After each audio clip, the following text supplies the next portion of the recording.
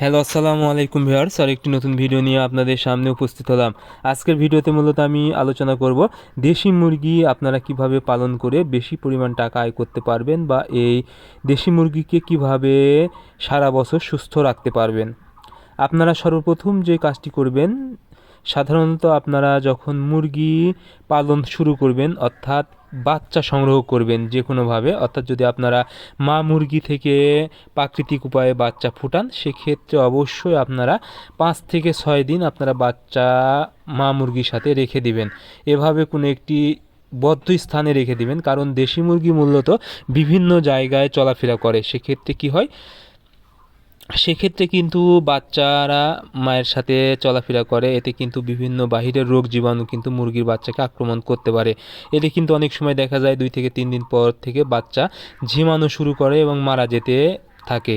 এই জন্য আপনারা যদি কোনো জায়গায় সুন্দরভাবে কোনো স্থানে বদ্ধভাবে রেখে দেন এবং খাবার দেন এবং ভালো পরিষ্কার পানি দেন, তাহলে কিন্তু মুরগিকে সুস্থ রাখা সম্ভব।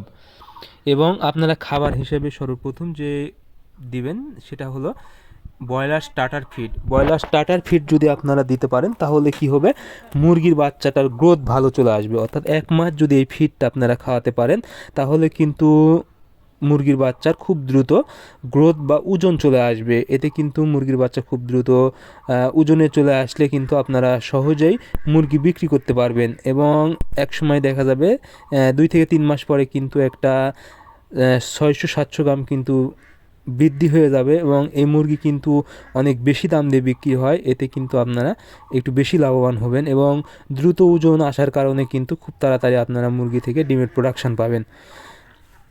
এবং আপনারা সর্বপ্রথম যখন মুরগিকে সুস্থ রাখতে চান, সেক্ষেত্রে ওষুধ হিসেবে আপনারা লাইসোভিট ব্যবহার করবেন। লাইসোভিট এটি মূলত মুরগির বাচ্চা যদি কিছু দুর্বল থাকে তাহলে খুব দ্রুত সতেজ করবে এবং মুরগির শরীরের রোগ প্রতিরোধ ক্ষমতা বৃদ্ধি করবে, যার কারণে কিন্তু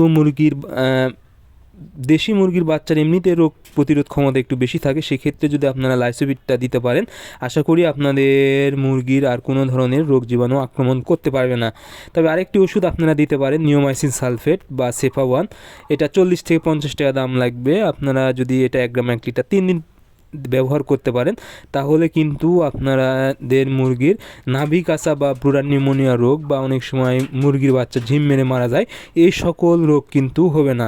এতে কি হবে, মুরগির বাচ্চা সুস্থ থাকবে এবং পরবর্তীতে খুব দ্রুত ওজন আসবে এবং আপনারা কিন্তু সহজেই মুরগি বিক্রি করতে পারবেন। এবং যদি ডিম দেওয়ার জন্য রেখে দেন, সেক্ষেত্রে কিন্তু খুব দ্রুত কিন্তু ডিমের প্রোডাকশানে চলে আসবে।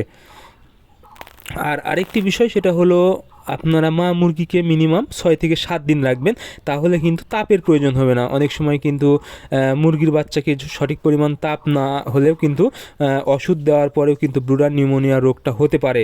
এক্ষেত্রে আপনারা যদি 5 থেকে 6 দিন মুরগিকে মা মুরগির সাথে রাখেন, তাহলে কিন্তু এই রোগটা হওয়ার সম্ভাবনা অনেকটাই কম থাকবে এবং তাপমাত্রার এক্সট্রা কোনো প্রয়োজন হবে না।